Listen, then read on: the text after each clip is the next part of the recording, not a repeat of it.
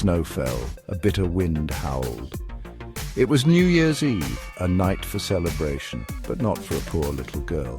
She walked the streets, her bare head and thin shawl offering little warmth. The last hours of the old year ticked by, each one colder than the last. The houses around her glowed with warmth and laughter. She could almost smell the delicious food, hear the joyous carols, but she was alone, cold, hungry and forgotten. Her shoes, much too big for her, were lost in the rush of the day. One had fallen off, kicked away by a careless passer-by.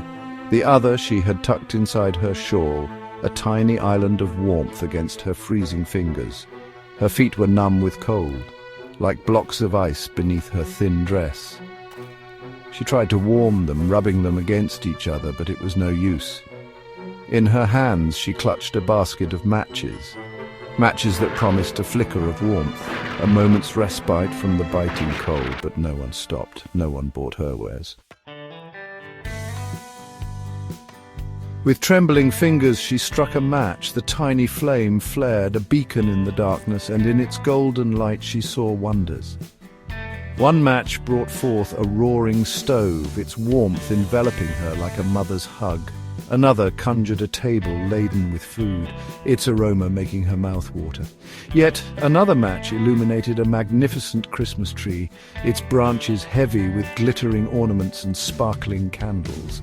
In each fleeting flame she found escape from the harsh reality, a momentary solace in a world of dreams.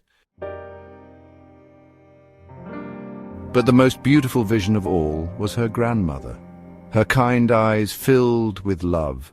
Her grandmother who had passed away, yet lived on in the little girl's heart. In the warm glow of the matches, her grandmother appeared, arms outstretched. The little girl, longing for love and warmth, reached out. In her grandmother's embrace she found comfort, a love that transcended the boundaries of life and death. And for a few precious moments the cold and hunger faded away.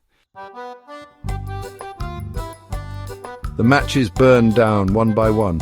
The visions faded, leaving the little girl back in the cold, harsh reality. But in her heart, the warmth of her dreams lingered. She struck her last match, holding it close, desperately clinging to its light. And in that final, brilliant flame she saw her grandmother again. This time her grandmother took her hand, leading her away from the cold, away from the darkness.